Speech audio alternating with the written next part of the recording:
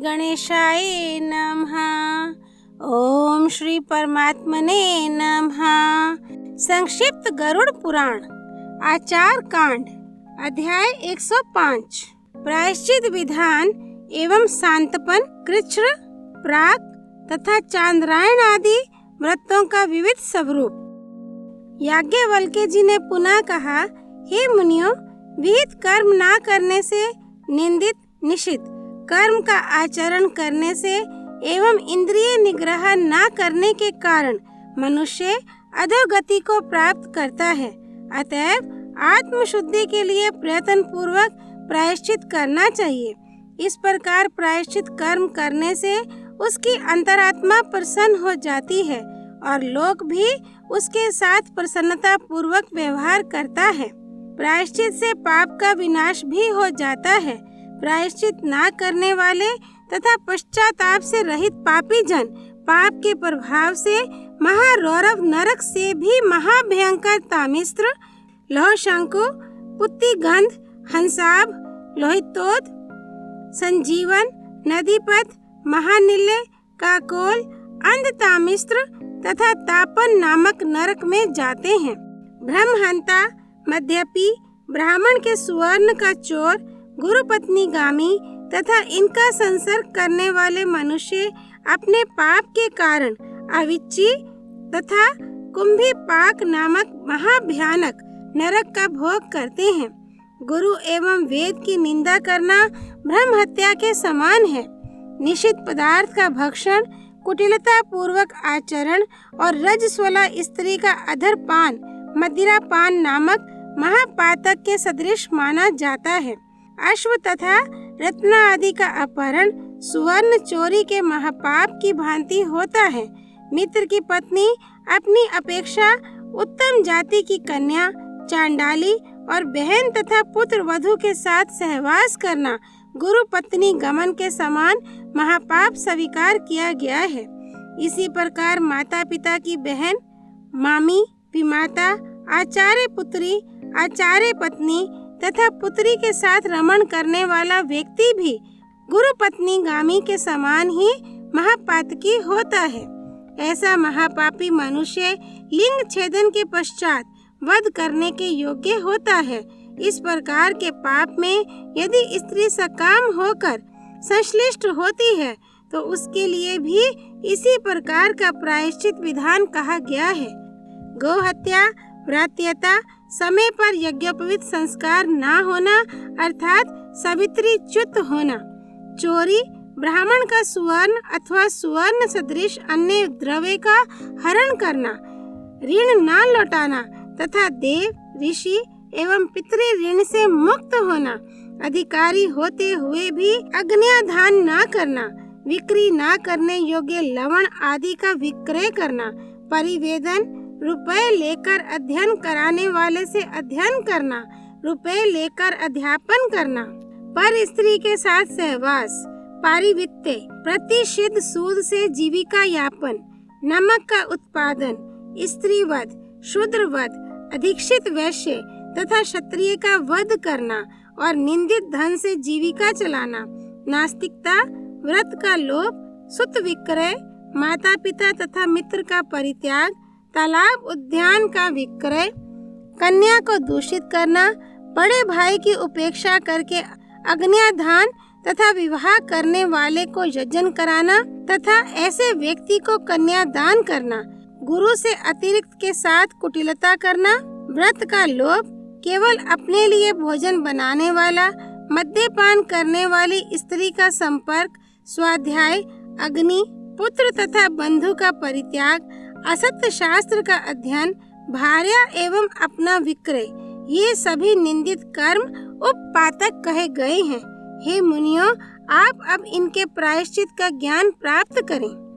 ब्रह्म हत्या करने पर पापी व्यक्ति शिरा कपाल, खर पर खोपड़ी को हाथों में लेकर तथा दूसरा एक शिरा कपाल ध्वज के समान दंड में लगाकर चले और भिक्षा मात्र से जीविका निर्वाह करता हुआ अपने पाप कर्म का उद्घोष करते हुए 12 वर्ष तक अल्प भोजन कर आत्मशुद्धि करे अथवा जानते हुए इच्छा पूर्वक ब्रह्म हत्या करने पर लोम भय स्वाहा इत्यादि मंत्र के अनुसार लोम से शरीर के अवयवों के प्रतिनिधि रूप यथा विहित विभिन्न द्रव्यों की आहुति देकर अंत में अपने शरीर का भी प्रायश्चित विधान में निर्दिष्ट विधान के अनुसार अग्नि में प्रक्षेप करे।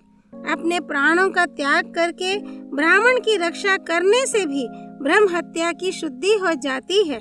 अत्यधिक कष्ट देने वाले दुस्सह बहुकाल व्यापी रोग या अन्य किसी प्रकार के भय रूप आतंक से ग्रस्त ब्राह्मण को अथवा मार्ग में पड़ी हुई ऐसी ही गाय को निरोग या निरांतक करके भी ब्रह्म हत्या के पाप से मुक्ति पाई जा सकती है। यदि कदाचित प्रमादवश ऐसे ब्राह्मण की हत्या किसी के द्वारा होती है जो ब्राह्मण के लिए अपेक्षित गुणों से युक्त नहीं है, तो इस हत्या से होने वाले पाप से मुक्ति के लिए ये प्रायश्चित है। वन में रहकर मंत्र ब्राह्मणात्मक वेद का 3 बार पारायण कर अथवा सरस्वती वेद विद्या की सेवा में अपना पूर्ण समर्पण करने के साथ अपना सब कुछ धन सर्वस्व योग्य पात्र में समर्पित करके अपने को शुद्ध किया जाए। सोमयाग प्रयोग में वर्तमान क्षत्रिय और वैश्य का वध करने पर ब्रह्म हत्या के लिए जो प्रायश्चित है उसे करे। गर्भ हत्या करने वाले पापी ने जिस वर्ण का गर्भ नष्ट किया हो उसी वर्ण के अनुसार उसको उस पाप का प्रायश्चित करना चाहिए। रजस्वला होने के बाद ऋतु स्नान की हुई स्त्री की हत्या करने वाला जिस वर्ण की स्त्री की हत्या की है उस वर्ण के अनुसार प्रायश्चित करे। हत्या करने के लिए उद्यत होने पर यदि हत्यारे को उस कृत्य में सफलता नहीं प्राप्त होती है तो भी वह हत्या के पाप से मुक्त नहीं है, उसको उस पाप का प्रायश्चित करना चाहिए। सोम याग के लिए दीक्षित ब्राह्मण की हत्या करने पर ब्रह्म हत्या के लिए विहित प्रायश्चित का दुगुना प्रायश्चित व्रत करे। मदिरा पान करने वाले का प्रायश्चित अग्नि के समान प्रतप्त मदिरा एवं गौमूत्र का अथवा अग्नि के समान लाल लाल खौलता हुआ गौ घृत पान एवं गौ दुग्ध पान करने से होता है। और जल समझकर भूल से मदिरा पी लेने पर जटा धारण करके मलिन वस्त्र धारण कर अग्नि के समान तप्त घृत पीते हुए ब्रह्म हत्या के लिए विहित व्रत करे तथा पुनः स्वर्णोचित संस्कार करे, तब शुद्धि होती है। विरह विष्ठा मूत्र का पान करने वाली ब्राह्मणी एवं सुरा पीने वाली ब्राह्मणी पातकी हो जाती है। पति लोक से परिभ्रष्ट होकर वह कर्मशा गृध्री सुकरी तथा कुतिया की योनि में जन्म लेती है। ब्राह्मण के सुवर्ण की चोरी करने वाले द्विज को चाहिए कि वह राजा को मुसल समर्पित करके अपने चौरे कर्म का उद्घोष करे। तत्पश्चात उस मुसल के आघात से वह मृत्यु को प्राप्त हो या जीवित दोनों दशा में पवित्र हो जाता है। ऐसा द्विज अपनी तौल के बराबर स्वर्ण देकर भी आत्मशुद्धि कर सकता है। जो गुरु पत्नी के साथ सहवास करता है उसको दहकती हुई लौहमयी स्त्री प्रतिमा के साथ शयन करके अपने शरीर का परित्याग करना चाहिए अथवा अपना लिंग और अंडकोश काटकर नैऋत्य दिशा में फेंक देना चाहिए और शरीर पर्यंत पीछे मुंह करके चलता रहे, अथवा वह दुरात्मा 3 वर्ष प्राजापत्य तथा कृच्छ्र व्रत का पालन करे या 3 मास तक चांद्रायण व्रत एवं वेद संहिता का पाठ करके भी वह उस पाप से विमुक्त हो सकता है।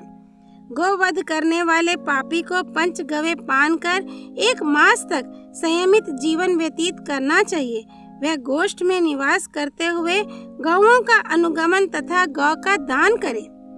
चांद्रायण व्रत करने से उपपातकों की शुद्धि होती है। 1 मास तक दुग्धपान अथवा पराक नामक व्रत करके उन उपपातकों से शुद्धि प्राप्त की जा सकती है। क्षत्रिय वध करने पर मनुष्य को 1 बैल और 1000 गायों का दान देना चाहिए, अथवा वह 3 वर्ष तक ब्रह्म हत्या के लिए विहित व्रत का पालन करे। वैश्य का वध करने वाले मनुष्य को 1 वर्ष तक ब्रह्म हत्या का प्रायश्चित व्रत अथवा 100 गायों का दान करना चाहिए। शूद्र की हत्या करने पर 6 मास तक ब्रह्म हत्या का प्रायश्चित अथवा 10 सवत्सा दूध देने वाली गायों का दान दे। अदुष्ट अर्थात सुशीला सच्चरित्र स्त्री का वध करने पर मनुष्य को शूद्र वध विहित प्रायश्चित व्रत का पालन करना चाहिए। मारजार, बिल्ली, गोह, नेवला, साधारण पशु तथा मेंढक की हत्या करने पर पापी व्यक्ति 3 रात्रि तक दुग्धपान के साथ ही पाद कृच्छ्री व्रत का पालन करे। हाथी का वध करने पर मनुष्य को 5 नील बैलों का दान देना चाहिए। शुक पक्षी की हत्या करने पर 2 वर्ष का बछड़ा तथा क्रौंच पक्षी का वध करने पर 3 वर्ष का बछड़ा दान देना चाहिए। गधा, बकरा और भेड़ की हत्या करने पर भी 1 बैल का दान दे। वृक्ष, गुल्म, लता तथा झाड़ी को काटने पर 100 बार गायत्री जप करे। मधु और मांस का भक्षण करने पर कृच्छ्री व्रत तथा अन्य शेष व्रतों का पालन करना चाहिए। यदि गुरु के द्वारा प्रेषित शिष्य की मृत्यु मार्ग में हो जाती है तो गुरु 3 कृच्छ्री व्रत का पालन करे, किंतु गुरु के प्रतिकूल कार्य करने पर शिष्य के द्वारा उन्हें प्रसन्न करने से ही शुद्धि हो जाती है। शत्रुओं को धान्य आदि तथा प्रीति आदि के द्वारा प्रसन्न करे। यदि किए जा रहे उपकार के बीच ही ब्राह्मण की मृत्यु हो जाती है तो उपकारी व्यक्ति को पाप नहीं लगता। जो मनुष्य दूसरे को महापापी तथा उपपातकी का मिथ्या दोष लगाता है, ऐसा मनुष्य जितेंद्रिय रहकर 1 मास तक केवल जल पीकर रहे और पाप मोचन मंत्र का जप करे। असत प्रतिग्रह लेने से जो पाप होता है उससे मुक्ति प्राप्त करने के लिए 1 मास पर्यंत ब्रह्मचर्य का पालन करते हुए पयोव्रत करे। गोष्ठ में निवास कर गायत्री मंत्र के जप में प्राण रहे। ऐसा करने से मनुष्य पाप विमुक्त हो जाता है। यथा समय यज्ञोपवीत संस्कार आदि से वंचित व्रत का यजन कराने वाला 3 कृच्छ्री व्रत का आचरण करके अपने उस पाप से मुक्त हो सकता है, ऐसे ही अभिचारक क्रिया करने वाले के लिए भी यही प्रायश्चित है। वेद प्लावी वर्ष पर्यंत जौ का भक्षण करे। शरण में आए हुए का परित्याग करने वाला भी वर्ष पर्यंत जौ का भक्षण करे। गर्दभयान तथा उष्ट्रयान से गमन करने वाला 3 प्राणायाम करे। इसी प्रकार नगन स्नान, नगन शयन और दिन में स्त्री गमन करने पर भी 3 प्राणायाम से शुद्धि होती है। गुरुजनों को तू कहने तथा हूँ इस प्रकार कहने से तथा वाद प्रतिवाद में ब्राह्मण पर विजय प्राप्त करने से मनुष्य को जो पाप लगता है उससे मुक्ति प्राप्त करने के लिए पापी मनुष्य को उस गुरु या ब्राह्मण को प्रसन्न कर 1 दिन का उपवास करना चाहिए। ब्राह्मण पर प्रहार करने के लिए उद्यत होने पर कृच्छ्री व्रत तथा प्रहार कर देने पर अति कृच्छ्री व्रत का पालन करना चाहिए। जिस निंदित आचरण के लिए प्रायश्चित विधान निर्दिष्ट नहीं है उसके लिए देश, काल, आयु, शक्ति और पाप पर सम्यक विचार करके ही प्रायश्चित का निर्णय करना चाहिए। शास्त्रकारों ने पाप विमुक्ति का यही समुचित नियम कहा है। गर्भपात तथा पति निंदा करना स्त्रियों के पतन के कारण है। ऐसी स्त्रियां अपने दोष के अनुसार शास्त्र विहित प्रायश्चित नहीं करती हैं तो उनका परित्याग ही उचित है, अन्यथा उन्हें अपने घर में जीवन यापन के लिए आवश्यक सामान देकर रखना चाहिए। जो पाप विख्यात हो चुका है उसका प्रायश्चित गुरुजनों के परिषद के अभिमत के अनुसार ही करना चाहिए, किंतु जो पाप विख्यात नहीं है उसका प्रायश्चित गुप्त रूप से करना चाहिए। गुप्त रूप से किए जाने वाले कुछ प्रायश्चित इस प्रकार समझना चाहिए। ब्रह्म हत्या करने वाला पापी 3 रात्रियों तक उपवास रखकर नदी आदि के जल में निमग्न होकर विशुद्ध जल के मध्य अघमर्षण मंत्र का जप करे और दूध देने वाली गाय का दान दे तो वह शुद्ध हो जाता है, किंतु यह प्रायश्चित अज्ञान में होने वाली ब्रह्म हत्या के लिए विहित है। अज्ञान में होने वाली ब्रह्म हत्या के निमित्त यह प्रायश्चित भी किया जा सकता है कि ब्रह्म हत्या करता अहोरात्र पर्यंत वायुपान करते हुए जल में रहने के बाद प्रातःकाल जल से बाहर आकर लोम भय स्वाहा इत्यादि 8 मंत्रों से 5-5 आहुतियाँ यथा विधान अग्नि में दे। मद्यपी एवं स्वर्ण की चोरी करने वाले पापी को जल के मध्य स्थित होकर रुद्रदेव के मंत्र का जप करते हुए 3 दिन का उपवास और कुष्मांडी ऋचा से घृत की आहुतियाँ देकर आत्मशुद्धि करनी चाहिए। गुरु पत्नी के साथ संपर्क करने वाला पापी सहस्त्र शीर्षा मंत्र का जप करके पाप से विमुक्त हो जाता है। 100 बार प्राणायाम करने पर मनुष्य सर्वविध पापों से मुक्त हो जाता है। अज्ञानवश किए गए पाप की शांति त्रैकालिक संध्योपासना से हो जाती है। ब्राह्मणों के द्वारा एकादश आवृत्ति रुद्रानुवाकों का जप करवाने से भी पाप का शमन होता है। वेदाभ्यास करने वाले शांति परायण और पंच यज्ञ के अनुष्ठाता को पाप का स्पर्श तक नहीं होता। वायु मात्र का भक्षण करते हुए पूरे दिन सूर्य दर्शन के साथ एवं पूरी रात्रि जल में रहकर 1 सहस्त्र गायत्री मंत्र का जप करने से ब्रह्म हत्या से होने वाले पाप के अतिरिक्त अन्य समस्त पापों से मुक्ति हो जाती है। ब्रह्मचर्य, दया, क्षमा, भगवत ध्यान, सत्य, निष्कपटता, अहिंसा, असत्य, चोरी न करना, माधुर्य और दम, ये 10 यम माने गए हैं। स्नान, मौन, उपवास, यज्ञ, स्वाध्याय, इंद्रिय निग्रह, तपस्या, अक्रोध, गुरु भक्ति और पवित्रता, ये 10 नियम कहे जाते हैं। गोदुग्ध, गोदधि, गोघृत, गोमूत्र तथा गोमय को पंचगव्य कहते हैं।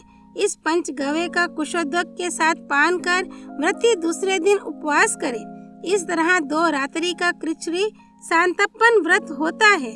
पहले दिन गोदुग्ध, दूसरे दिन गोदधि, तीसरे दिन गोघृत, चौथे दिन गोमूत्र, 5वें दिन गोमय, 6ठे दिन कुशोदक मात्र और 7वें दिन कुछ भी ना लेकर शुद्ध उपवास कर जो व्रत पूर्ण किया जाता है वही महासांतपन नामक व्रत कहा जाता है। पलाश, गुल्लर, कमल, बिलपत्र, इनमें से एक एक को एक एक दिन जल में पकाकर उसी जल को क्रमशः एक एक दिन पीकर 4 दिन रहे एवं 5वें दिन कुशोदक मात्र पीकर जिस व्रत का पालन किया जाता है उसको पर्ण कृच्छ्री व्रत कहते हैं। तप्त कृच्छ्री व्रत में व्रती को पहले दिन गरम गोदुग्ध, दूसरे दिन गरम घृत, तीसरे दिन गरम जल का प्राशन, चौथे दिन उपवास करना चाहिए। ये पवित्र शुद्ध करने वाला महातप्त कृच्छ्री व्रत है। पहले दिन एक भक्त व्रत 24 घंटे में मध्याह्न में केवल 1 बार भोजन करना, दूसरे दिन नक्त व्रत अर्थात 24 घंटे में 1 बार रात्रि में, तीसरे दिन अयाचित बिना याचना से प्राप्त अन्न का भोजन करना, चौथे दिन पूर्ण उपवास करने का पाद कृच्छ्री व्रत होता है।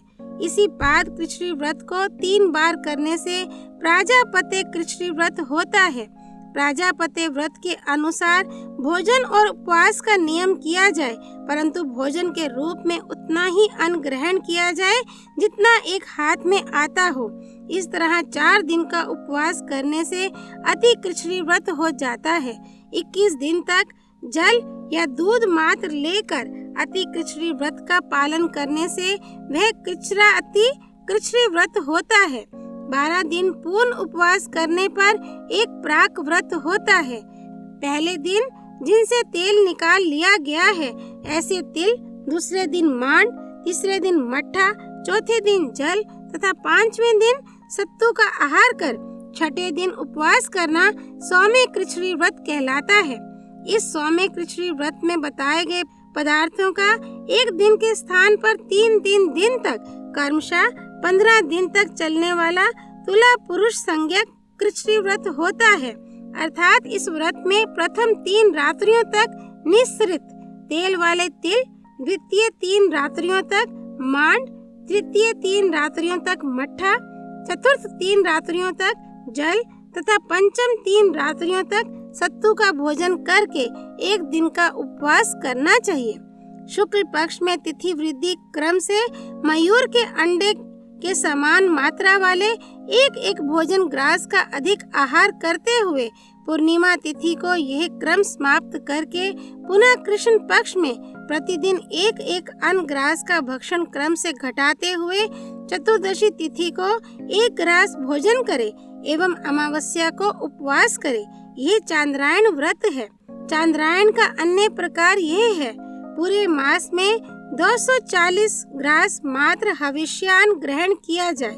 इन व्रतों में ये आवश्यक है कि प्रातः, मध्याह्न एवं सायंकालीन स्नान करके पवित्र संज्ञक विशेष मंत्रों का जप करे तथा गायत्री मंत्र से पिंड ग्रास को अभिमंत्रित कर उसे ग्रहण करे।